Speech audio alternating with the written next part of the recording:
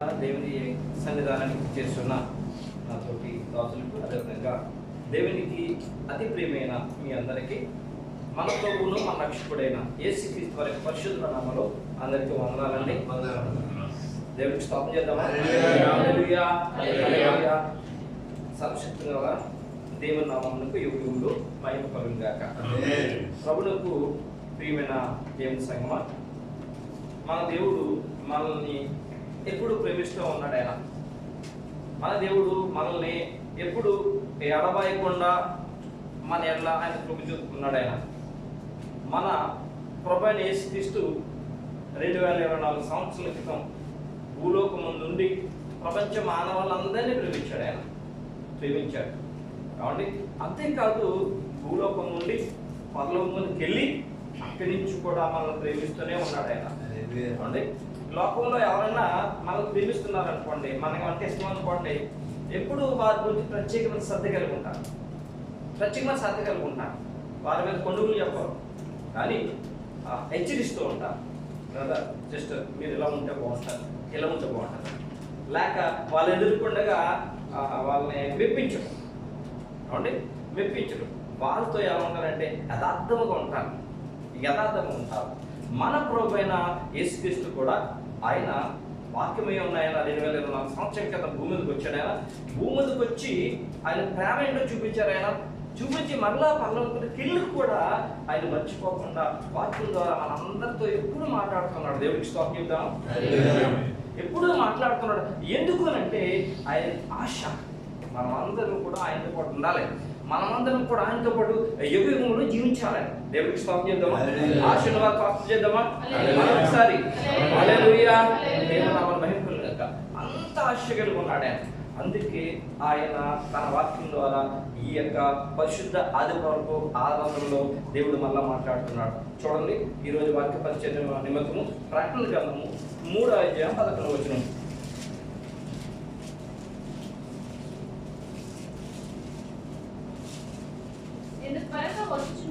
నేను త్వరగా వచ్చుచున్నాను.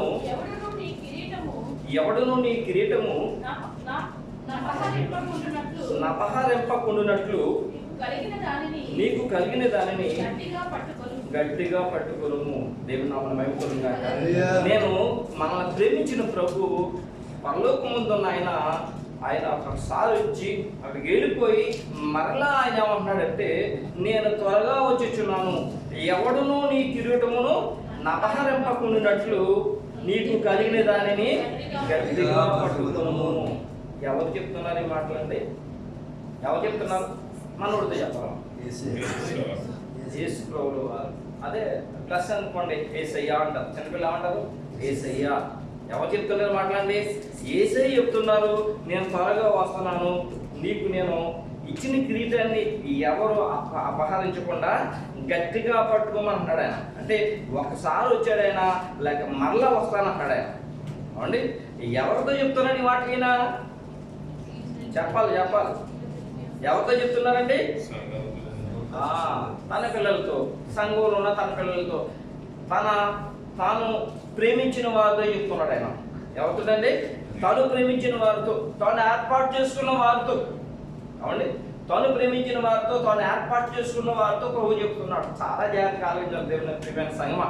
ప్రభు మాటలకి, నా మాటలు కాదండి, పరిశుద్ధ నామమున ప్రభు మాటలు. తాను ఏర్పాటు చేసుకున్న తన పిల్లలతో చెప్తున్నాడు ఆయన. యోహాను సువార్త 1:12 చూడండి. యోహాను సువార్త 1:12 ఆయన అంటున్నాడు,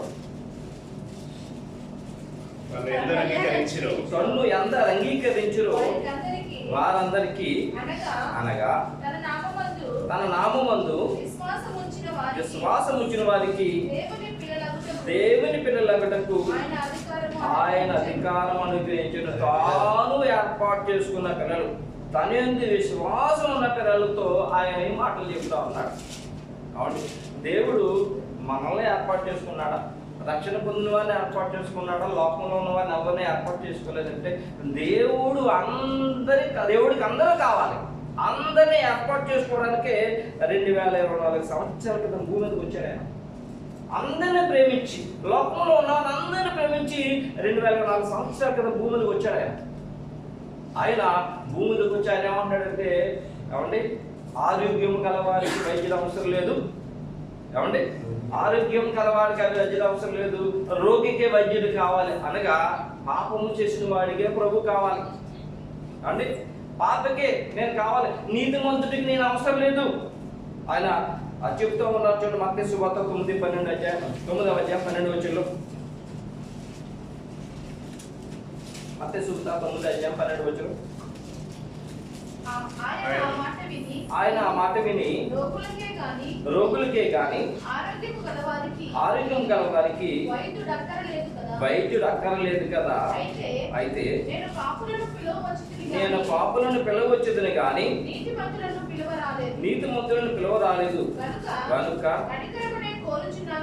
కనికరమనే కోరుచున్నాను గాని బలిని కోరను అను వాక్య భాగం ఏమిటో మీరు వెళ్ళి నేర్చుకునుడని చెప్పాను.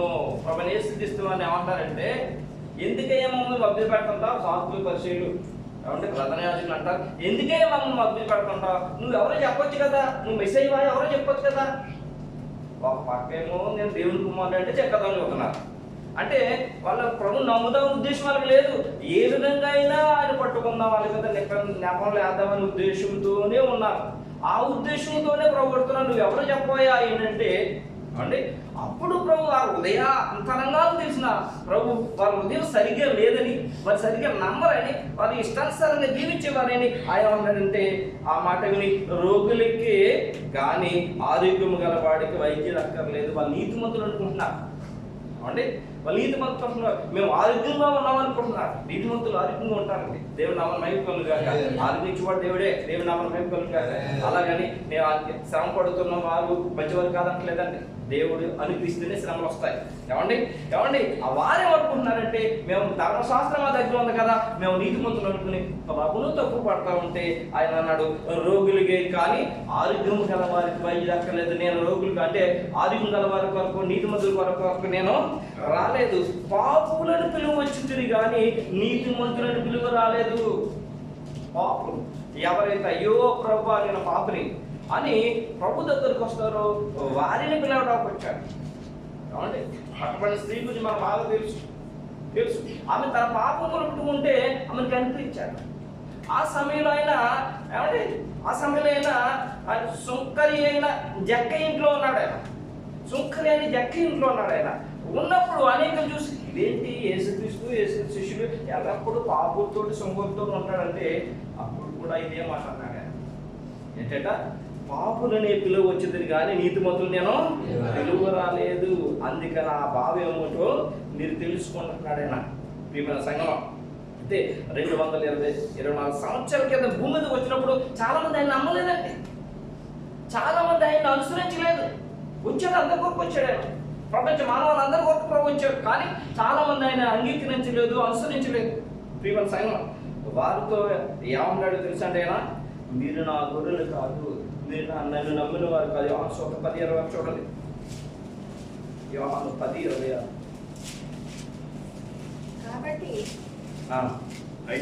అయితే మీరు నా గొర్రెలలో చేరిన వారు కాదు కనుక మీరు నమ్మరు. నా గొర్రెల్లో చేరిన వారు కాదు. ప్రభువైన యేసుక్రీస్తు కాపరైతే ఆయన గొర్రెలు ఎవరు? ఆయన పిల్లలు విశ్వాసులు.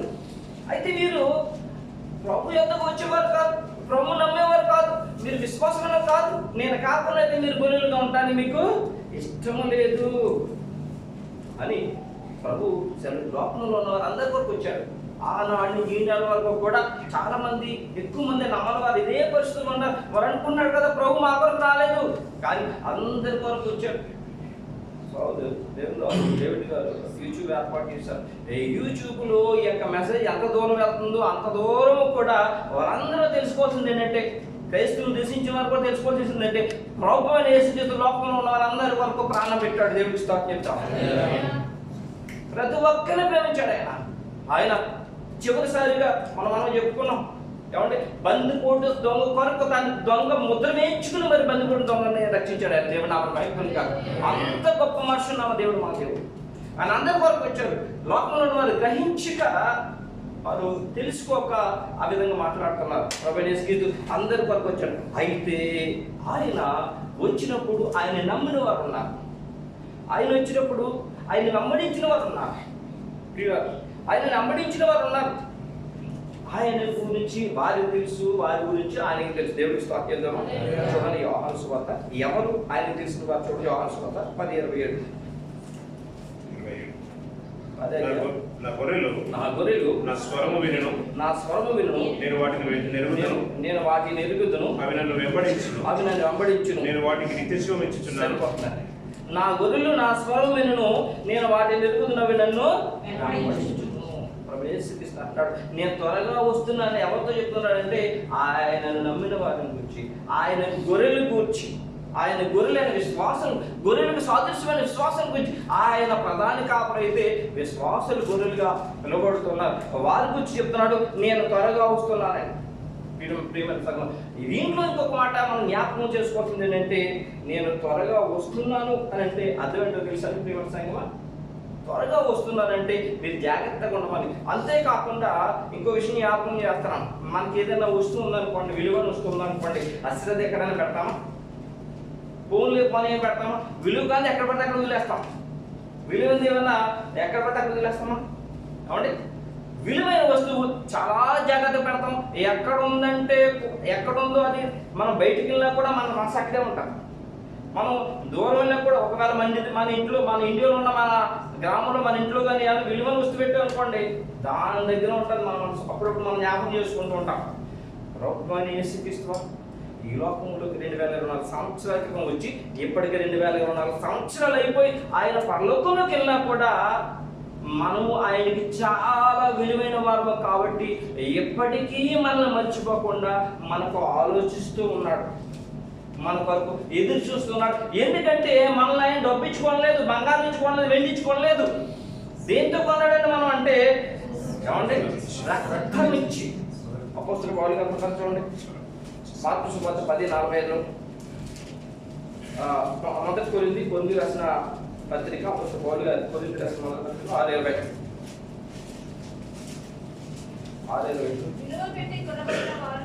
విలువ పెట్టి కొనబడిన వారు కనుక సరిపోతున్నారు. ఎట్ట మనం ఎలా కొనమాటండి? విలువ పెట్టి. బంగారం కాదు, వెండి కాదు. ఈ లోకంలో విలువైన ఏమీ లేవు. ఎందుకంటే ఒక రోజు ఇవన్నీ కూడా నాశనం అయిపోతాయి.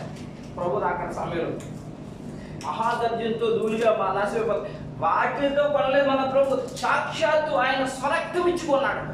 ఆయన స్వరక్తం ఇచ్చుకున్నాడు. ఆయన ప్రాణం మనకి ఇచ్చేసాడు. ఇందాక నేను చెప్పాను కదా, మార్కు సువార్త 10:45 చూడండి.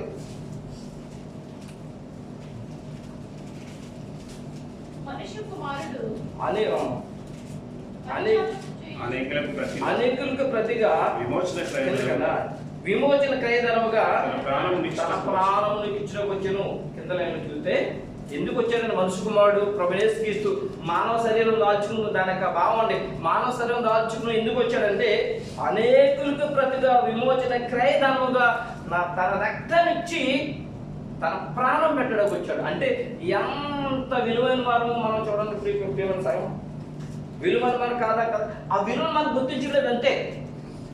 ఆ విలువను మనం గుర్తించలేదు. కానీ ప్రభువుకి మనం చాలా విలువైన వారు. ఏమండి, ప్రభువుకి చాలా విలువైన వారు.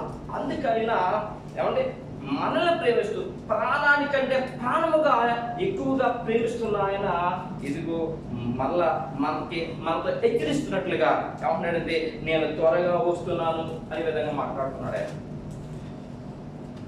తన పిల్లలు బాగా ప్రేమించే తల్లిదండ్రులు పిల్లలకు కొన్ని బాధ్యతలు ఇస్తారా? బాగా ప్రేమించే తల్లిదండ్రులు ఏమంటే మరి మాట వినే పిల్లలు ఉంటారు. బాగా మాట వినే పిల్లలు తల్లిదండ్రులు బయటకు వెళ్తూ అమ్మ నేను చెప్పింది మళ్ళీ నేను వచ్చినప్పుడు మీరు చేస్తారు కదా అని చెప్పి వెళ్ళిపోతారు. మాట వినే పిల్లలు ఏం చేస్తారు? మా అమ్మ మా నాన్న బయటకు వెళ్ళారు, వాళ్ళు వచ్చేటప్పటికి నేను రెడీగా ఉంచాలి, చెప్పిన మాట చేయాలని చెప్పి శ్రద్ధగా అనుకుంటారు. మరి అశ్రద్ధగా పిల్లలు ఏం చేస్తారు? అశ్రద్ధకున్న పిల్లలు ఏం చేస్తారండి? చూద్దాంలే చేద్దామని అనుకుంటారు. ప్రియమైన సంగమా, పరలోకం ముందున ప్రభువు కూడా ఆయన 2000 సంవత్సరాల క్రితం భూమి మీదకి వచ్చి ఏమండి మన కొరకు ప్రాణం పెట్టి పల్లకి ముందుకు వెళ్ళి ఏమండి ఆయన మరలా రాబోతూ నేను త్వరలో వస్తానని చెప్పి ఏమండి వెళ్ళక ముందు ఆయన మనకి ఆత్మనిచ్చాడు, ఏమండి శక్తినిచ్చాడు, బలమునిచ్చాడు, ప్రభావాన్నిచ్చాడు. ఇవి ఏంటంటే తలాంతులు. దేవుడికి స్తోత్రం చెప్తాను. భూమి మీద ఉండగా ఆయన కొన్ని తలాంతులు ఆయన పిల్లలకి చెప్పాడు తండ్రి సాదృశ్యంగా. వెళ్ళిన ఆయన నేను త్వరగా వస్తున్నాను అంటాడు. ఒక తల్లిదండ్రి తన పిల్లలతో చెప్పినట్టుగా నేను త్వరగా వస్తున్నాను అంటాడు. మరి ఆ తల్లిదండ్రులు పిల్లల్ని చెప్పుకున్నప్పుడు ఆయన పలానా పని చేయమని, పలానా అప్పచెప్పాను కదా కంప్లీట్ చేయమని చెప్తే పిల్లలు ఏం చేయాలి? చేసి ఉండాలి. అవునా కదా? అదే విధంగా తండ్రి సాదృశ్యంలో యేసుక్రీస్తు వారు కూడా భూమి మీద ఉన్న తన రక్తం చేత కొనబడిన తన పిల్లలకి తన అప్పచెప్పిన పని విషయంలో ఆయన కూడా ఏమండి నేను త్వరగా వచ్చుచున్నాను అని అంటే మీరు సిద్ధంగా ఉండండి, నేను చెప్పిన పని మీరు చెయ్యండి. ఏమండి ఎందుకంటే నేను ఎప్పుడు వస్తానో మీకు తెలియదు కనుక, నేను ఎప్పుడు వస్తానో మీకు తెలియదు కనుక. చూడండి మత్తయి సువార్త 25:13 ఆ దినమైనను ఆ గడి అయినను మీకు తెలియదు కనుక మెలకుగా ఉండి సిద్ధపడుడి అని రాయబడింది. చూడండి మత్తయి సువార్త 25:13 ఆ దినమైనను ఆ గడి అయినను మీకు తెలియదు కనుక మెలకుగా ఉండి సరిపోతున్నారు. ఎందుకంటే ఆయన ఎప్పుడు వస్తాడో తెలియదు. ఏమంటే ఆయన ఎప్పుడు వస్తాడో తెలియదు కాబట్టి ఏమంటే మీరు మెలకుగా ఉండండి ఆయన. అందుకే అన్నాడు నేను త్వరగా వస్తున్నాను. ఆయన భూమి మీద ఉండగా ఆయన పిల్లల్ని ప్రేమించి అనేక మంది తలాంతులు ఇచ్చాడు. శిష్యులకి ఏమండి ఇద్దరు సువార్త ప్రేమించి తలాంతులు ఇచ్చాడు. ఆయన ఇచ్చాడో లేదా? వెళ్ళిన తర్వాత ఆయన సువార్తలు ఇచ్చిన తర్వాత ప్రభా మేము ప్రార్థన చేస్తే దేవులు పారిపోతున్నాయి, మేము ఎవరినైనా అనారోగ్యం గల వాళ్ళని ముట్టుకుంటే స్వస్థలుతున్నారు, కుంటు వాళ్ళేమో నడుస్తున్నారు, గుడ్డు వారు చూస్తున్నారు అని సాక్షి చెప్పారు. ఏంటి? దేవుడు తన పిల్లలకి ఇచ్చిన తలాంతులు, ఆధిక్యతలు, ప్రియమైన సంఘం. అలాగే లోకంలో తను ప్రేమించి తను ఏర్పాటు చేసుకుని రక్షణ పొందిన వారికి అందరూ కూడా ఆయన ఆధిక్యతలు ఇచ్చాడు. వారితో అంటున్నాడు నేను మరలా వస్తున్నాను. ఎప్పుడు వస్తాడంటే ఎప్పుడు వస్తావో తెలియదు. ఆయనకి వచ్చే టైంకి ఎలా ఉండాలంటే సిద్ధంగా ఉండాలి. ఆ గడి అని ఆ సమయమును మీకు తెలియదు. దీనిని ప్రభువైన యేసుక్రీస్తు వారు ఒక ఉపమాన రీతిగా తెలియజేస్తున్నారు. ఒక అధికారట, ఒక ఆయనట, ఆయన యజమానుడట తను ప్రేమిస్తున్న తన దాసులకి తన యొక్క ధనం ఇచ్చి అవండి తన ధనాన్ని తలాంతులకు వచ్చి నేను దేశాంతరం వెళ్ళిపోతున్నాను, నేను దేశాలు చూడడానికి వెళ్తున్నాను, ఏదో వస్తాను మళ్ళా నేను వచ్చినప్పటికీ అండి నేను చెప్పిన బాధ్యతను మీరు సఫలం చేయాలని చెప్పి బాధ్యత చెప్పి వెళ్ళిపోయాట. ఆ విషయాన్ని సాక్షాత్ ప్రభువు యేసుక్రీస్తు వారే మత్తయి సువార్త 25:14 నుంచి 30 వరకు చెప్తున్నాడు. చూడండి చదవండి. ఒక మనుషుడు దేశాంతరములకు ప్రయాణమై తన దాసులను పిలిచి తన ఆస్తిని వారికి అప్పగించినట్లును అతనికి ఒకనికి 5 తలాంతులను ఒకనికి 2 ఒకనికి 1 ఎవరి సామర్థ్యము చొప్పున వానికి ఇచ్చి వెంటనే దేశాంతరం పోయింది. 5 తలాంతులు తీసుకున్న వాడు వెళ్ళి వాటితో వ్యాపారం చేసి మరి 5 తలాంతులు సంపాదించాను. అలాగుననే 2 తీసుకున్న వాడు మరి 2 సంపాదించాను. అయితే ఒక తలాంతు తీసుకున్న వాడు వెళ్ళి భూమి తవ్వి తన యజమానుని సొమ్ము దాచిపెట్టాను. బహుకాలమైన తరువాత ఆ దాసుల యజమానుడు వచ్చి వారి యొక్క లెక్క చూచుకొనెను. అప్పుడు 5 తలాంతులు తీసుకున్న వాడు మరి 5 తలాంతులు తెచ్చి అయ్యా నీవు నాకు 5 తలాంతులకు అప్పగించింది, మరి 5 తలాంతులు సంపాదించిందని చెప్పి మరియు అవి కాక మరి 5 తలాంతులు సంపాదించిందని చెప్పాను. అతని యజమానుడు బడా నమ్మకమైన మంచి దాసుడా నీవు ఈ కొంచెంలో నమ్మకంగా ఉంటివి, నిన్ను అనేకమైన వాటి మీద నియమించేదను. నీ యజమానుని సంతోషంలో పాలు పొందమని అతనితో చెప్పాను. అలాగే 2 తలాంతులు తీసుకున్నవాడు వచ్చి అయ్యా నీవు నాకు 2 తలాంతులు అప్పగించితివే, నీవు నాకు 2 తలాంతులు అప్పగించితివే, అవిగాక మరి 2 తలాంతులు సంపాదించిందని అవిగాక మరి 2 తలాంతులు సంపాదించునని చెప్పాను. అతని యజమానుడు పరా నమ్మకమైన మంచి దాసుడా, అలా నమ్మకమైన మంచి దాసుడా, నీవు ఈ కొంచెంలో నమ్మకంగా ఉంటివి, నీవు ఈ కొంచెంలో నమ్మకంగా ఉంటివి, నిన్ను అనేకమైన వాటి మీద నియమించెదను. నీ యజమానుని సంతోషంలో పాలుపంచుమని నీ యజమాని సంతోషంలో పాలు పొందుమని అతనితో చెప్పాను. తరువాత ఒక తలాంతు తీసుకున్నవాడు వచ్చి అయ్యా నీవు విత్తని చోట కోయివాడును, చల్లని చోట పంట పుచ్చుకునేవాడును, వాడునైనా కఠినుడవని నేను ఎరుగుదును కనుక నేను భయపడి వెళ్ళి ఈ తలాంతును భూమిలో దాచిపెట్టితిని. ఇదిగో నీవు తీసుకోమని చెప్పాను. అందుకు అతని యజమానుడు వాడిని చూసి సోమరుడైన చెడ్డదోసుడా, నేను వెత్తని చోట కోయివాడను, చల్లని చోట పంట కూర్చుకునేవాడనని నీవు ఎరుగుదువా? అట్లయితే నీవు నా సొమ్ము సావుకారుల యొద్ద ఉంచవలసి ఉండెను. నేను వచ్చి వడ్డీతో కూడా నా సొమ్ము తీసుకుని ఉందని చెప్పి ఆ తలాంతును వారి యొద్ద నుండి తీసివేసి 10 తలాంతులు గలవానికి ఇయ్యుడి. కలిగిన ప్రతి వానికి ఇవ్వబడును. అతనికి సమృద్ధి కలుగును. లేని వారి యొద్ద నుండి వారికి కలిగినది తీసివేయబడును. మరియు పనికి మాలిన ఆ దాసుని వెలుపటి చీకటిలోనికి తోసివేయడి. అక్కడ ఏడుపును పండ్లు కొరుకడియు ఉండునెను. సరిపోతున్నాడు. మనకు అర్థమైపోయింది కదండి. దేవుడు మన ప్రేమించి లోకంలో అనగా ఉదాహరణగా చెప్పాడు. ఈ లోకంలో దేవుడు శిష్యులకే కాదు ఎవరైతే ప్రభువు యేసు క్రీస్తును సొంత రక్షకుడుగా అంగీకరించారో ఆనాటి నుండి అందరికి కూడా శిష్యులకి ఇచ్చిన ఆధిక్యతలు ఇచ్చారు. అంటే శిష్యులు మాత్రమే ఆయన ప్రాణం కంటే ప్రాణంగా ప్రేమించారు కాబట్టి క్రియారూపం అవుతున్న వారి ద్వారా కార్యాలు. కానీ మిగతా వాళ్ళు ప్రేమిస్తున్నారా? మిగతా వాళ్ళు సగం లోపల ఉంటున్నారు, సగమేమో ప్రభువులో ఉంటున్నారు. సగం లోపల ఉంటున్నారు, సగం ప్రభువులు ఉంటున్నారు. కాబట్టి కార్యాలు క్రియారూపం దాచట్లేదు. మార్కు 16 పదాలు ఏమన్నా తెలుసా? నన్ను నమ్ము చూడ 16 పదాలు ఎలాంటి విషయాలు చెప్తున్నాడు ఆయన?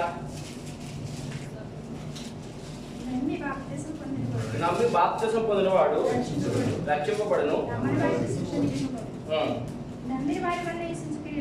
నమ్మిన వాళ్ళ వల్ల చెప్పండి, చదవండి.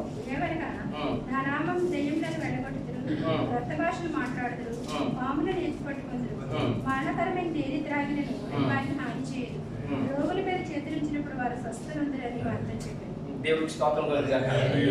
నమ్మిన వారికి వల్లే కార్యం జరుగుతాయట, నమ్మని వారి వల్ల కాదు. రోగుల మీద చేతులు ఉంటే స్వస్థలు ఉంటారట. ఏమండి? రోగుల మీద చేతులు స్వస్థలు ఉంటారట, దెయ్యాన్ని వెళ్ళగొడతారట.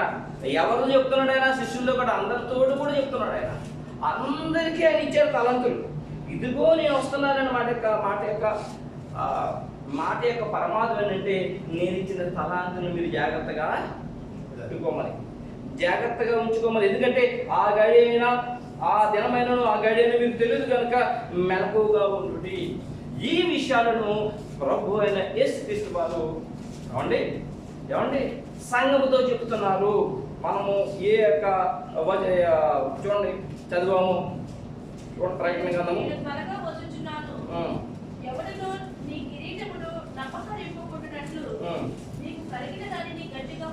దేవుడికి స్తోత్రం. ఆయన ఎవరితో చెప్తున్నాడంటే ఈ మాట? ఏమండి? ప్రకటన గ్రంథము, ఇదే ప్రకటన గ్రంథం 3వ అధ్యాయము 7వ వచనం 8వ వచనం చదవండి. ఎవరితో చెప్తున్నాడు ఆయన? ఫిలదెల్ఫియాలో ఉన్న సంఘపు దూతకు ఇలాగూ రాయము. ఫిలదెల్ఫియాలో సంఘము రండి, లోకంలో 7 సంఘాలు ఉన్నాయి. వాటిని సార్వత్రిక సంఘాలని పిలుస్తారు. అంటే వాటి స్వారూప్యంలో లోకంలో ఉన్న సంఘాలన్నీ కూడా వాటి స్వారూప్యంలో ఉన్న సంఘాలు మిగతావన్నీ కూడా ఆ సంఘంతో చెప్తున్నారంటే లోకంలో ఉన్న సంఘంతో చెప్పినట్లే. ఫిలదెల్ఫియాలో ఉన్న సంఘంతో ఇలాగూ రాయము. దావీదు తాళపు చెవి కలిగి ఎవడును వేయలేకుండా తీయవాడును ఎవడను తీయలేకుండా వేయువాడైనా సత్యస్వరూపియగు పరిశుద్ధుడు చెప్పు సంగతులేవనగా సారాగి. దావీదు తాళపు చెవి కలిగట. ఏమండి? దావీదు తాళపు చెవి కలిగి, దావీదు దగ్గర తాళపు చెవి ఉందట.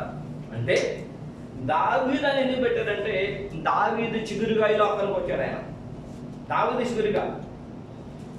మరి ప్రభు దేవుడు తన ప్రవక్త ద్వారా దావీదు ప్రవచిస్తూ ఆ మాట యెషయా ద్వారా పలికిస్తూ ఉన్నాడు. చూడండి, దావీదు తాళబండి ఏంటో మనకు తెలుసు. యెషయా గ్రంథం 22వ అధ్యాయం 20వ వచనం.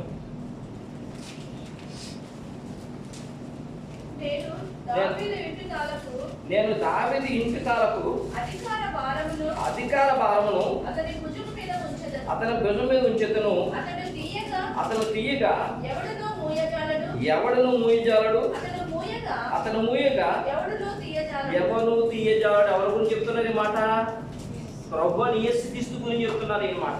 సాక్షాత్తు ప్రభువు యేసుక్రీస్తు గురించి దావీదు కుమారుడికి లోకానికి వచ్చాడు కదా, ఆయన గురించి చెబుతూ దావీదు తాళపు చెవి కలిగి ఎవడను వేయి లేకుండా తీయవాడును, ఎవడను తీయలేకుండా వేయువాడునైనా అంటే సత్య స్వరూప యొక్క పరిశుద్ధుడు చెప్పు సంగతులు ఏమనగా సంఘంతో చెబుతూ, సంఘపు సదృశ్యమైన లోకంలో ఉన్న సంఘంతో చెబుతూ 8వ వచనం చూడండి. నీ క్రియలను నేను ఎరుగుదును, నీకున్న శక్తి కొంచెమై ఉండినను నీవు నా వాక్యమును గైకొని నా నామము ఎరుగుననలేదు. ఇదిగో తలుపుని ఎదుట తీసి ఉన్నాను, దానిని ఎవడును వేయనారడు. దేవుడికి స్తోత్రం చెప్తాం. నీ క్రియలను నేను ఎరుగుదును. ఏమండి? నీకున్న శక్తి కొంచెమే. ఎవరితో చెప్తున్నారంటే సంఘములో పరిశుద్ధులైన ఆయన పిల్లలతో, ఆయన ఏర్పరచుకున్న పనులతో, ప్రార్థన అనగానే ఎన్ని పనులున్నా కూడా ఏమండి పరిగెట్టుకుంటూ దేవుడి సన్నిధికి వెళ్ళే వారితో, ఉపవాసాలు చేస్తున్న వారితో, తమ శరీరాన్ని నలగొట్టుకుని దేవుడి వరకు జీవిస్తున్న వారితో, పరిశుద్ధంగా జీవిస్తున్న వారితో, ఏమండి వారితో ఈయన అన్నాడంటే నీకున్న శక్తి కొంచెమై ఉండినను నీవు నా వాక్యమును గైకొని ఏమండి నా నామం ఎరుగునలేదు. గట్టిగా పట్టుకున్న వారితో చెప్తున్నాడు అన్నమాట. ఆయన విశ్వాసం అనే పిల్లలతో చెప్తున్నాడు అన్నమాట. ఏమండి సంఘంతో చెప్తున్నాడు. వారితో అన్నాడు. ఆయన అన్నాడంటే ఇదిగో నేను త్వరగా వస్తున్నాను. ఏమండి ఇదిగో ఆయన త్వరగా వస్తున్నానని చెప్తున్నాడు. ఆయన త్వరగా ఎవరితో చెప్తున్నాడు? నమ్మకమైన ఆయన పిల్లలతో చెప్తున్నాడు. ఎందుకంటే ఆయన పిల్లలు యుగములు తరతరములు ఆయనతో పాటు సంతోషంగా ఆనందంగా ఉండాలని, నాతో పాటు నా బిడ్డలు సంతోషంగా ఆనందంగా ఆ పరలోకములు ఉండాలని ఆశతో చెప్తున్నాడు వారితో. మీకు శక్తి కొంచెమే అయినా కూడా నన్ను ఎరగనలేదు. బాహోటముగా మీరు చెప్తున్నారు నా కొరకు, మీరు సాక్షి జీవిస్తున్నారు. ప్రార్థనలున్నా ఆరాధనలున్నా ఏమున్నా కూడా మీరు మరి అలయక సమస్యలక మీరు వెళ్తూ ఉన్నారు. దేవునామం హెక్కలుగాక. వారితో వ్యాధి చెప్తున్నాడంటే నేను త్వరగా వచ్చుచున్నాను అని చెప్పి ఆయన ఏమన్నాడంటే ఎవడును నీ కిరీటము అపహరింపకున్నట్లు నీ కలిగిన దానిని గట్టిగా పట్టుకొను. వారికి ఇచ్చారంట కిరీటం. ఆయన దేవుడికి స్తోత్రం. ఆయన పిల్లలైన వారికి ఇచ్చారంట ఆయన కిరీటం. అవునండి ఇచ్చారంటారు కిరీటమేనా? ఇచ్చారంటారా? చెప్పాలండి. ఇచ్చారు. దేవుని నామం మహిమకొల్లాలి. దేవుని దగ్గర చాలా కిరీటాలు ఉన్నాయి. దేవుని దగ్గర చాలా కిరీటాలు ఉన్నాయి. అవునండి ఆ కిరీటాలు ఒకసారి జ్ఞాపకం చేస్తాం. ఆయన ఇచ్చాడు అంటే అదేంటో తెలుసా? ఆయన నీకు నిర్ణయించాడు. నమ్మకమైన ఆయన పిల్లలకి నిర్ణయించాడు. నమ్మకమైన సేవలకి నిర్ణయించాడు. ఆయన కొరకు కష్టపడ్డ వారికి నిర్ణయించాడు. అది ఆయన పట్టుకుని ఎదురు చూస్తున్నాడు. నమ్మకంగా లోకంలో జీవించినట్లయితే, కడ వరకు జీవించినట్లయితే ఆ కిరీటం నీ తలపైన నా పైన తలపైన ధరిపించేస్తారు. దేవుని నామమున మహిమ. చాలా కిరీటాలు ఉన్నాయి ప్రభు దగ్గర. ఏమండి జీవ కిరీటం ఉంది. ఈ జీవ కిరీటము శోధన జయించిన వారికి ఇస్తాడు. ఆయన శోధన జయించిన వారికి ఇస్తాడు జీవ కిరీటం. వాక్యానుసారంగా ఉంది. చెప్పలేదు మళ్ళీ కిరీటాల గురించి వివరంగా అని చెప్పి వాక్యానుసారంగానే. ఏమండి జీవ కిరీటం ఉంది. ఆయన దగ్గర శోధన చేయించిన వారికి అనేక సార్లు సాతాను శోధిస్తూ ఉన్నా కూడా ఎవరైతే పడిపోకుండా ఉంటారో వారికి ఏమిస్తారట? జీవ కిరీటం. ఇంకొక కిరీటం ఉంది, అది అక్షయ కిరీటం. ఈ కిరీటము పరుగు పందెములు గెలిచిన వారికట. పరుగు పందెం అంటే స్కూల్లో పిల్లలు పెట్టే పరుగు పందెం కాదు, కంపెనీలో పెట్టే పరుగు పందెం కాదండి. ఇది ప్రభు కొరకు అనేక పరిగెత్తే వారి కొరకు. అబ్రహాము అన్నాడు, అబ్రహాము ఆరా నువ్వు కనానికి వచ్చే మాత్రం ఆలోచించలేదు. గుడాము మరి ఒకసారి వేసుకుంటా మళ్ళా పల్లాన్ని చోట వేసుకోవాలి, పల్లాన్ని చోట వెళ్ళిపోతున్నాడు. సనుగు కొరక, విసుగు కొరక దేవుడి కొరకు శ్రమపడు, దేవుడి కొరకు మరి తన జీవితాన్ని సమర్పించుకున్న వారికి అక్షయ కిరీటం ఇస్తాడట. ఇంకొకటి అతిశయ కిరీటము ఆత్మను సంపాదించిన వారికి. నాకులాగే నా సహోదరులు రక్షింపబడాలి అనే ఆశతో ప్రియమైన సంగమా, యవనస్తులు చాలా జాగ్రత్తగా ఉండాలి. మాట దేవుడు మీకు శక్తినిచ్చాడు. యూత్ నుంచి వచ్చిన వెంటనే కూడా ఒకవేళ నలుగురు మీరు వంట చేసుకున్నారు అనుకోండి, మాకు సాక్షి ఉంది కాబట్టి మీకు చెప్తున్నాను, లేకపోతే నేను చెప్పను, డబ్బా కొట్టుకోవట్లేదు. నేను డ్యూటీ నుంచి వచ్చిన తర్వాత ఒకరికి భోజనం అప్పచెప్పి మిగతా నలుగురు క్యాంపుకి వెళ్ళిపోయేవాళ్ళు. మరి కొడతారు, ఏం చేస్తాం మనకు తెలియదు, మరి చూసుకుంటాడు. దాంట్లో కరీంనగర్లో ఏమండి, కరీంనగర్లో రామ ఏదో పేరు ఉంటాయి, లక్ష్మణ్ అప్పవుతుంది అండి. అతను తీసుకెళ్ళిపోయాడు. నేను కూడా అతను ముందు నాకన్నా ముందు వెళ్ళిపోయాడు. అతను చెత్తకొచ్చేవాడు, నన్ను తీసుకెళ్ళి అతను మాట్లాడని చెప్పేవాడు. మేము అలా మా సొంత డబ్బులు పెట్టుకుని ఆల్కోజ్ నుంచి దుబాయ్ మా సొంత డబ్బులతో ట్యాక్సీ మీద వాళ్ళని దేవుడి సంఘం తీసుకెళ్ళేవారు. 2-3 సార్లు వచ్చినప్పుడు మళ్ళీ వాళ్ళు డబ్బులు పెట్టుకుని అన్న వదిలేని అని చెప్పేవారు.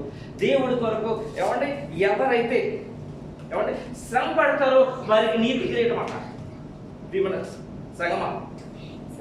ఆత్మ సంపాదించిన వారికి అతిశయ కిరీటం అంటే ప్రియమైన సంగమా. ఆత్మ సంపాదించిన వారికి, శ్రమ పడిన వారికి నీతి కిరీటం. శ్రమ ప్రభు నిమిత్తం వచ్చిన శ్రమ, ప్రభు నిమిత్తం వచ్చిన శ్రమ. ఎవరైనా ఊరికి నేను చెప్తున్నారు అనుకోండి, నువ్వు వచ్చుకుంటే, ఎవరైనా నేను ఏమైనా ఊరికి అంటున్నారు అనుకోండి, నువ్వు వచ్చుకుంటే నీతి కిరీటం. అయితే ప్రభువుకి మాదిరిగా ఉన్న వారికి మహిమ కిరీటం అంటే ఏమన్నా మన మైకోరిని కాక ప్రభులాగా జ్ఞానమట్టుకు తగ్గించుకోండి. అదే దాసుడిగా దేవుడే ఉన్నా కూడా దాసుడిగా ముందు జీవించడట. అలాంటి వారికి మహిమ కిరీటం. పౌలు గారికి ఇతర కిరీటం జ్ఞాపకం చేస్తాను. పౌలు గారు కూడా కిరీటం ఇచ్చారండి. అపోస్తల కార్యములు అపోస్తల పౌలు గారు 2 తిమోతికి రాసిన 2వ పత్రిక 4:8 పౌలు గారు అంటారు, నాకు కూడా కిరీటం ఉంచబడి ఉన్నది. ఇక మీదట నా కొరకు నీతి కిరీటం ఉంచబడి ఉన్నది. ఆ దినమందు నీతిగల న్యాయాధిపతి అయిన ప్రభు అది నాకును నాకు మాత్రమే కాకుండా తన ప్రత్యక్షతను ఆపేక్షించే వారికి అందరికీ దేవుని నామమున మహిమ కలుగుగాక. ఇక నా కొరకు నీతి కిరీటం ఉంచబడి ఉన్నది. ఎందుకంటే శ్రమ నీతి కిరీటం ఎవరికి ఏం పడింది అంటే శ్రమ పడే వారికి అంటారు. మనం మాట్లాడుకున్నాం కదా, శ్రమ పడే వారికి. ఈయన శ్రమ, ఇది సంఘాలు నిర్మించడానికి అనేక చోట్ల అనేక దేశాలకు వెళ్ళినప్పుడు కొట్టి ఈట్ చేసి ఊరు బయట పడేస్తారంటే చనిపోడు అనుకున్నారు. శిష్యులు వచ్చి మళ్ళీ రక్తం కడిగి ఆయనకి ఆతిథ్యం ఇస్తే మళ్ళా బతికి మళ్ళీ స్వతకి వెళ్ళిపోడు. శ్రమ. ఈయన అన్నాడు, నాకు నీతి కిరీటం ఉంచబడి ఉన్నది. నాకే కాదు, నాకు అనుకుంటున్నారా, నాకే కాదు, నాకు మాత్రమే కాదు, తన ప్రత్యక్షతను ఎవరైతే ప్రభు నా కొరకు కిరీటం ఉంచి ఉన్నాడని అపేక్షిస్తారో, ఎదురు చూస్తారో వారందరికీ ఇవ్వటానికి మన దేవుడు న్యాయాధిపతి. ఆయన అందరికీ అనుగ్రహిస్తాడు. ఈ సమయంలో ఒకసారి యోగు స్నేహితులు జ్ఞాపకం చేసుకున్నామండి. యోగు యొక్క స్నేహితుడైన ఎలుగు ఏమన్నాడంటే, ఆయన న్యాయం గల దేవుడు, అంతేకాకుండా నరులకు తగినట్టుగా ఫలము ఆయన వారికి ఇచ్చునని చెప్పి యోగు 34:11 చెప్తున్నాడు. చూడండి, యోగు 34:11.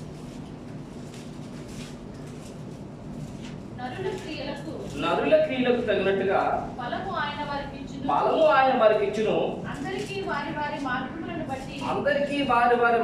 బట్టి వారికి ప్రతిఫలం ఇచ్చును. అందరికీ ఇస్తాడంట ఆయన వారి వారి మార్గం బట్టి. కొంతమంది బాగా బ్రేడ్ కడతారు చావలు, కొంతమంది కొంచెం కడతారు, అలాగే చెబులు పెట్టాడు. అందరికీ ఇస్తాడు ఆయన. ఆ ప్రభు కొరకు ఎలా ఉండాలి? ఆపేక్షించే వారిగా, ఆసక్తితో ప్రభు కొరకు పనిచేసే వారిగా ఉండాలి.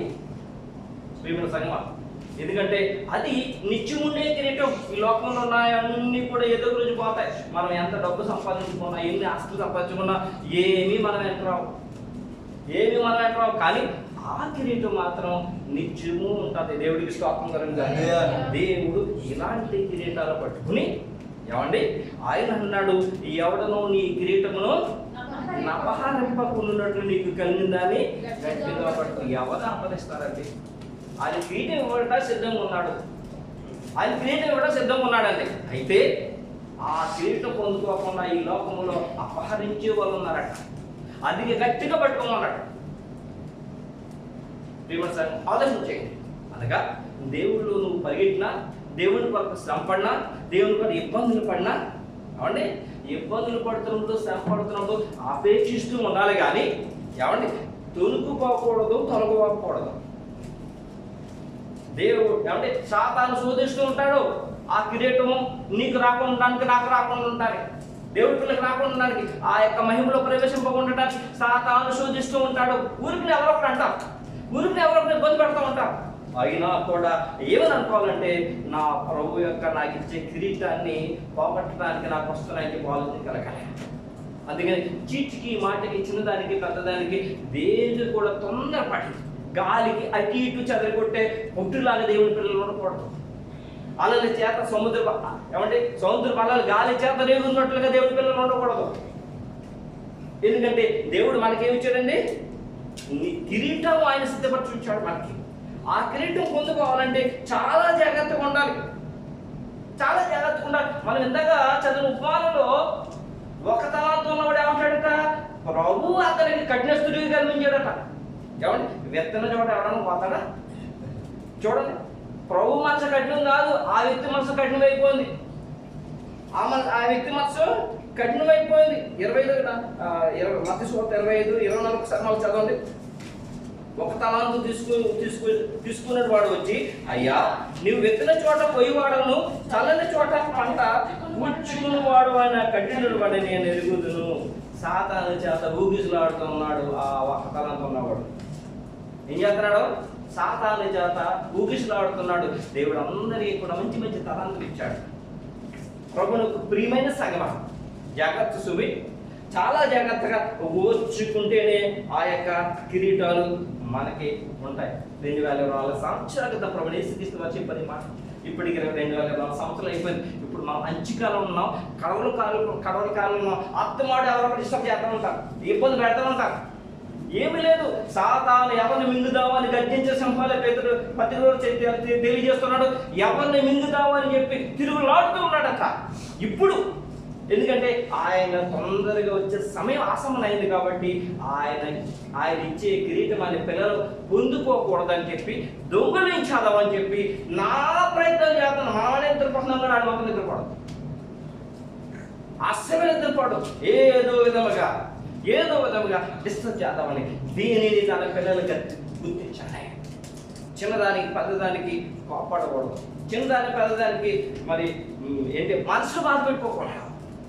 ఒకవేళ ఊరికి నేను అన్నానంటే నువ్వు నీతిమంతుడు కాబట్టి నన్ను అంటానంటే ఇది సాతాను పనే, దేవుడు నాకు కిరీటం ఇవ్వకుండా చేస్తున్నాడని చెప్పి జాగ్రత్తగా ఉండాలి. దేవుడి పిల్లలు సాగుపడాలి, దేవుడి పిల్లలు ఇబ్బంది పడితేనే దేవుడు ఇచ్చే కిరీటం ఇవాళ సంగమం. అయితే కొన్ని కిరీటాల గురించి, అనగా కిరీటాలు దేవుడు ఇచ్చినప్పుడు ఎలా పోగొట్టుకున్నారని చెప్పేసి నేను ముగించేస్తాను. కిరీటాలు దేవుడు ఇచ్చాడు, ఎలా పోగొట్టుకున్నారు? ఏలియా గురించి మనం బాగా తెలుసు. ఏలియా గురించి తెలుసు కదండి. ఏలియా గొప్ప భక్తుడు ఏలియా ఆయన చనిపోలేదు. ఆయన శరీరంతో ఉండగానే దేవుడు ఆయన అగ్నిదంతం పంపించి తీసుకెళ్ళిపోడు. ఆ ఏలియాకి ఎలీషా అనే ఒక నమ్మకమైన శిష్యుడు ఉన్నాడు. ఏలియాకి చాలా అధికతలు దేవుడు ఇచ్చాడు, గొప్ప అధికతలు ఇచ్చాడు. ఏలియా ప్రార్థన చేయగా ఆకాశం నుండి అగ్ని దిగి వచ్చి ఆ కందకమంతా కూడా మంచి చేసింది. అంత గొప్ప సేవకుడు. అతనికి ఎలీషా అనే ఒక సేవకుడు ఉన్నాడు. ఎలీషా శిష్యుడు ఉన్నాడు. ఎలీషా నమ్మకమైన శిష్యుడు, నమ్మకంగా ఉన్నాడు కాబట్టి ఏలియాకి ఇచ్చిన శక్తిని అంతా కూడా, అధికనంతా కూడా దేవుడు ఎలీషాకి ఇచ్చాడు. ఎలీషా ఎన్నెన్ని గొప్ప కార్యాలు చేశాడు తెలుసా సంగమం? రాజుల కనులు రాబడిన చాలా గొప్ప కార్యాలు దేవుడు అతని చేత చేయించాడు. ఎందుకంటే దేవునికి నమ్మకమైన వాడికి ఉన్నాడు. దేవునికి నమ్మకమైన వాడు ఉన్నాడు. దాంట్లో ఒక రెండు విషయాలు మీకు తెలియజేస్తున్నాను ప్రియమైన సంఘం. ఆయనతో పాటు ఉన్న శిష్యుడు ఆయనతో అన్నారు, అయ్యా మనం ఉన్న గది ఇరుకుగా ఉంది, మేము యోర్దాను నదికి వెళ్ళి పెద్ద చెట్లు మానులు మేము నదికి వస్తాము, మనం వెళ్ళమంటారంటే వెళ్ళమన్నారు. ఒక్కొక్కరు ఒక్కొక్క గొడ్లట్టుకుని వెళ్ళారు. మనం చాలా జ్ఞాపకం చేసుకున్నాం అవునండి. దేవుని దర్శనం కూడా చెప్పాలి. గొడ్లట్టుకుని వెళ్తే ఒక శిష్యుడు ఏం చేస్తాడు, ఒక గొడ్డలు నీళ్ళు జాగ్రత్తాడు. గొడ్డలు ఏమవుతుంది, నీటిలో పడిపోతాడు. అప్పుడు నీటిలో పడిపోతే ఇంకా కొట్టగలుగుతాడు. మళ్ళీ ఇస్తారు కొంచెం, అయ్యా మా గొడ్డలు నీటిలో పడిపోయిందంటే ఆయన వచ్చి ఒక చెట్టు కొమ్మ తగ్గొట్టి నీటిలో వెళ్తే గొడ్డలు తేలింది. గొడ్డలు తేలుతుంది ఎక్కడన్నా? గొడ్డలు తేలుతుందా చెప్పండి? దేవుడికి స్తోత్రం కలుగుగాక. అంత గొప్ప సేవకుడు. అంతేకాకుండా ఆయన ఎరుకోకి వెళ్ళాడు. ఎరుకో మహాపట్టణం, సుందరమైన పట్టణం. అయితే ఆ ఎరుకో నీళ్ళు తాగడానికి పనిచేయవట. అక్కడ భూమి ఏది కూడా సస్యశ్యామగా లేదట, జబ్బుగా ఉందట. ఆ ఎరుకో ప్రజల వచ్చి, అయ్యా మా భూమి జబ్బు కలది, పట్టణం అయితే బాగుంది, చూడడానికి బాగుందయ్యా, జబ్బు కలదయ్యా, తాగడానికి నీళ్ళు కూడా బాగోలేదంటే ఆయన కొత్త పాత్ర పట్టుకొచ్చి ఏమంటే దాంట్లో ఉప్పేసి ఉప్పు నీళ్ళు ఆ నీళ్ళేగా అవి తీయగా మారిపోయాడు. దేవుని నామమున మహిమ కలుగుగాక. ఎప్పటికీ కూడా ఆ భూమి శ్రేష్టమైన భూమిగా మారిపోయిందట. ఎవరు? దేవుని శిష్యుడు. దేవుని స్తోత్రం ఏమండి. అంతేకాకుండా దేవుని దోషం జ్ఞాపకం చేసిన మాట జ్ఞాపకం చేస్తున్నాం. సిరియా రాజు యెరూషలేము మీద అనేసార్లు యుద్ధం రావడానికి ప్రయత్నం చేస్తుంటే అతను వస్తానాడు మించిన ఆ విషయాలన్నీ కూడా ఈ యొక్క ఎలీషా రాజుతో చెప్పడంలో జాగ్రత్త పడిపోతున్నారు. అప్పుడు సిరియా రాజు తన శిష్యులు తన సేవకులను పిలిచి, మనలో ఎవడో ఉన్నాడు ఒకడు తన యొక్క ఇక్కడున్న విషయాలన్నీ మోసుకెళ్ళిపోయేవాడు, ఆ రాజుతో చెప్పేవాడు. ఎవడనంటే ఎవరు లేరయ్యా, అక్కడ ఇశ్రాయేలులో ఒక దైవజనుడు ఉన్నాడు, తెలిసిన దైవజనుడు, ఆయన తెలిసిపోతున్నాయి అంతపురంలో మాట్లాడుతున్న మాటలు. దేవుని నామమున మహిమ కలుగుగాక. గొప్ప కృప దేవుడి ఆధిక్యత అని చెప్పి ఒకసారి ఏం చేశారంటే మొత్తం రథాలతో గుర్రాలతో ఆయన ఉన్న పర్వతం చుట్టూ చుట్టేశారు. జ్ఞాపకం కదండి దేవుడు చెప్పింది. చుట్టేస్తే ఆయన దగ్గర ఉన్న అప్పుడు ఎలీషాకి ఇంకో శిష్యుడు ఉన్నాడు. ఏం పేరు అతని పేరు? అవునండి, గేహజీ. ఎలీషా ఒక శిష్యుడు ఉన్నాడు, గేహజీ. ఆ శిష్యుడు ఎలా ఉన్నాడంటే ఇక్కడ కొంత అక్కడ కొంత వేసుకోడు. ఏలియా దగ్గర గొప్ప శక్తిని ఎలీషా పొందుకున్నాడు. ఎలీషా శక్తిని పొందుకునే వాడు కాదు గేహజీ. అతను అన్నాడు, అయ్యో అయ్యో నా యజమానుడా, మన పర్వతం చుట్టూ రథాలు వచ్చేసి శత్రువులు వచ్చేసారంటే అప్పుడు ఆడుతూ అన్నాడు వాడితో ఏమన్నాడంటే ప్రభుకి చెప్పాడు, ప్రభా వీడి కనులు తెరవమని చెప్పి ఆయన ప్రార్థన చేశారట. చూడండి రాజుల 2వ గ్రంథము 6:10 జ్ఞాపకం చేస్తారా. తెరవగానే గొప్ప శక్తిని చూశాడు అతను.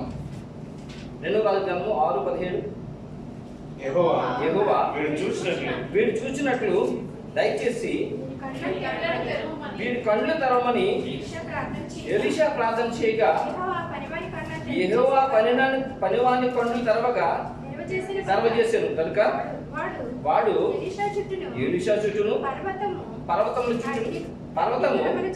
అగ్ని కులముల చేత రథముల చేతను నిండి చూసి దేవుని నామమున మహిమ కలుగుగాక. బాహ్య రూపమైన అవుతున్నాడు గేహజీ, కానీ ప్రభా ఇతను కళ్ళు తెరవమంటే అతని చుట్టూ ఎవరి రథాలు ఉన్నాయి, అగ్ని రథాలు, దేవదూతల రథాలు ఉన్నాడు దేవుని నామమున. అంత గొప్పవాడు ఎలీషా. అవునండి, అంత గొప్పవాడైన ఎలీషా దగ్గర శిష్యుడికి ఉన్న గేహజీ ఎలా ఉండాలి? అతను ఆధిక్యత పొందుకోవాలి. ఏలే దగ్గర నుంచి మంచి ఆధిక్యత ఎవరు పొందుకున్నారు? ఎలీషా పొందుకున్నాడు. ఎలీషా దగ్గర ఎవరు పొందుకోవాలి?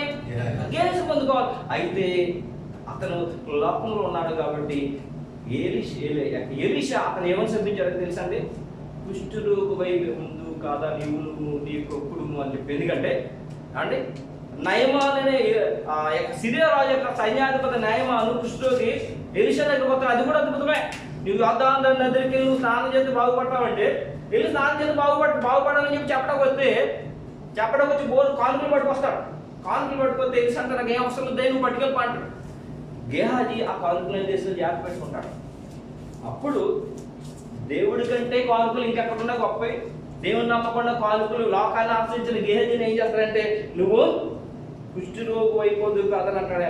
ఏమంటే కుష్ఠరోగి వచ్చినట్లుగా చూడండి. కుష్టు 5:27 కాబట్టి నయమాకు కలిగిన కుష్టు నీకును నీ సంతతికిని సర్వకాలము అంటియుండునని చెప్పగా సర్వకాలం అంటియుండని చెప్పగా వాడు మంచు వల్లే తెల్లని కుష్టు కలిగి ఎలీషా యొద్ద నుండి బయలుదేరాను. అక్కడ ఏం చేశాడు తెలుసా అండి? లోపల ఉండటం వల్ల గొప్ప దేవుడి దగ్గర ఉన్నాయి, గొప్ప కార్యాలు చూశాడు, కానీ ఏ ఒక్క ఆధిక్యత పొందుకోలేదు కానీ సరికదా ఆ దేవుని సందు నుంచి బయటకు వెళ్ళిపోడు. అదే విధముగా ప్రభునేశ్వర స్వాత ప్రక్షత కాలంలో కూడా యోధ ఇస్కరియోతు ప్రభు చేస్తున్న ఎన్నో గొప్ప కార్యాలు చూశాడు, అభిషేకం ఉందని అన్ని చేశాడు. ఏమంటే ఏ ఒక్కడు కూడా తనకు పొందుకోలేదు. అంటే ఏ ఆధిక్యత ఏ కిరీటం మాత్రం సంపాదించుకోలేదు ప్రియమైన సంఘం. అయితే నువ్వు చేస్తున్న ప్రియమైన సంఘం అయితే ఏలీషా చనిపోయిన 40 సంవత్సరాల తర్వాత గేహాజీ పొందవలసిన కిరీటం ఏదైతే ఉందో అది ఒక గొర్రె ఒక పశువుల కాపరి పొందుకున్నాడు. దేవుని నామమున మహిమ కలుగును గాక. ఆయన ఎవరో కాదు ఆమోసు. ఆ ఆమోస్ అనే పశువుల కాపరి ఏలియాకి ఎలీషాకి ఉన్న శక్తి ఏదో ఉందో అది గేహాజీ పొందుకోవాలి ఆ కిరీటం. కానీ ఆ కిరీటము ఆమోసు పశువుల కాపరి పొందుకున్నాడు. దేవుని నామమున మహిమ కలుగును గాక. అంటే దేవునికి ఇష్టడుగా ఎవరున్నా కూడా, దేవుని యందు భయభక్తులు కలిగి ఎవరున్నా కూడా ఏం చేస్తారో తెలిసి దేవుడు అండి ఆ కిరీటం వాళ్ళకి ఇస్తాడు. గేహాజీ పోగొట్టుకున్న కిరీటాన్ని ఎవరు తెచ్చారో తెలుసండి?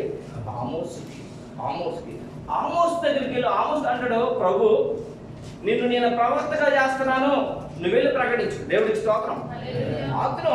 అతను ప్రకటిస్తుంటే ఆ దేశం యొక్క యాజకుడు అంటాడు, ఎవయ్యా నువ్వు ప్రవక్త, నువ్వు ప్రకటించొద్దు, నీకు నిన్ను హింస మా దేశంలో ఉంటుంది, నువ్వు వెళ్ళిపోనంటే అప్పుడు ఆమోస్ అంటాడు, అయ్యా నేను ప్రవక్తను కాదు, నేను యాజకునికి కాదు, నేను పశువులు కాసుకుంటూ మేడు పనులు ఏరుకునేవాడిని, అలాంటి వాడిని నన్ను పిలిచి దేవుడు ప్రవక్త నువ్వు వెళ్ళి ప్రవచింపమన్నాడయ్యా అని చెప్పాను. చూడు ఆమోస్ 7:14 నువ్వు చేస్తాగా.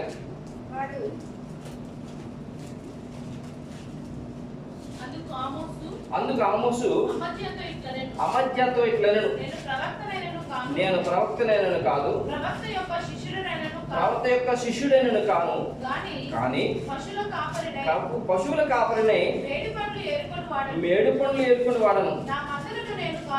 నా మందులను నేను కాచుకొనిచుండగా యెహోవా నన్ను పిలిచి నీవు పోయి నా జనులకు ఇశ్రాయేలు వారికి ప్రవచనము చెప్పమని నాతో సెలవిచ్చిన దేవుడు స్తోత్రం కలుగును గాక. దేవుడు ఏమండి ప్రియమైన సంఘం నమ్మకమైన వారిని దేవుని భయభక్తులు కన్నా వారిని చూస్తాడు, వారి కిరీటం వారికి ఏమండి ఇస్తాడు. దేవుని నామమున మహిమ కలుగును గాక. ఈ ఆమోసు ఇతను గొప్పగా ప్రభుని యేసుక్రీస్తు గురించి కూడా ఆ రోజుల్లో గొప్పగా ప్రవచించాడు. ఈ ఆమోసు ప్రభుని యేసుక్రీస్తు దయను గురించి ప్రేమను గురించి ప్రవచించాడు. ఎలీషా వారు ప్రవచించినట్టుగా ఎక్కడ రాబడలేదు, కానీ ఆమోసుకి ఆ ధన్యత, గేహాజీ తీసుకోవాల్సిన ధన్యత ఆమోసుకు దేవుడు ఇచ్చాడు. దేవుని నామమున మహిమ కలుగును గాక. అలాగే నీవు నేను దేవుని పిల్లలుగా పిలబడుతున్న వారు ప్రియమైన సంఘం నమ్మకస్తులు ఉంటే ఆయన ఏం చేస్తాడట ఆ కిరీటాన్ని వాళ్ళకి ఇస్తాడు. అందుకని అన్నాడు, ఇదిగో నేను త్వరగా వచ్చిచున్నాను, ఎవడనో నీ కిరీటము అపహరింపుకున్నట్లు నీకు కలిగిన దానిని గట్టిగా పట్టుకును. ఏమండి గట్టిగా పట్టుకుని నమ్మకంగా ఉండమంటున్నాడు, చాలా జాగ్రత్తగా ఉండమంటున్నాడు. ఒకవేళ అశ్రద్ధగా ఉన్నట్లయితే ఏమండి కిరీటం పోగొట్టుకుంటారు, శ్రద్ధగా ఉన్న వారికి ఇస్తారని కిరీటం. కిరీటం అనేది దేవుడిచ్చే అధిక్యత, దేవుడిచ్చిన గొప్ప అధిక్యత. ఆ కిరీటం పట్టుకుని ప్రభు ఎదురు చూస్తున్నాడు. పౌలు గారికి మరి దేవుడు మరి సిద్ధముగా ఉంచాడు. నమ్మకమైన వారికి అందరూ కూడా ఆయన సిద్ధముగా ఉంచున్నారు. మరి నమ్ముతున్నారు, మీరు నమ్ముతున్నారా? దేవుడికి అందలేదు దానిపై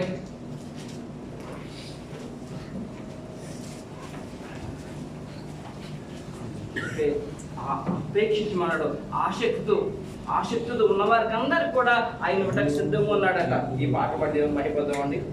నత్తివాడైనను ఫరో ఎదుట నిలబెట్టి మోషే ఆశను తీర్చిన దేవా, నత్తివాడైనను ఫరో ఎదుట నిలబెట్టి మోషే ఆశను తీర్చిన దేవా, ఈ తరములో నీ చిత్తముకై ఎదురు చూడగా, అందరం పడదాం.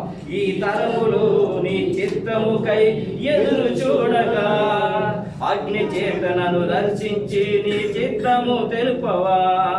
ఈ తరములో నీ చిత్తముకై ఎదురు చూడగా, అగ్ని చేతనను దర్శించి నీ చిత్తము తెలుపవా. ఒక ఆశ ఉందయ్యా, నా కోరిక తీర్చయ్యా, నా మనవి యేసయ్యా, ప్రత్యుత్తరమియ్యయ్యా. ఒక ఆశ ఉందయ్యా, నా కోరిక తీర్చయ్యా, నా మనవి యేసయ్యా, ప్రత్యుత్తరమియ్యయ్యా. యవన కాలమందుని కాడిమోయగా, బలమైన విల్లుగా నన్ను మార్చవా. యవన కాలమందున కాడిమోయగా, బలమైన విల్లుగా నన్ను మార్చవా. ఒక ఆశ ఉందయ్యా, నా కోరిక తీర్చయ్యా, నా మనవి యేసయ్యా, ప్రత్యుత్తరమివ్వయ్యా. ఒక ఆశ ఉందయ్యా, నా కోరిక తీర్చయ్యా, నా మనవి యేసయ్యా, ప్రత్యుత్తరమివ్వయ్యా. ప్రార్థన. మహాగణుడు, మహోన్నతుడు, సర్వశక్తిమంతుడు ప్రభా, మీ ఘనమైన నామానికి స్తోత్రములు స్తుతులైనా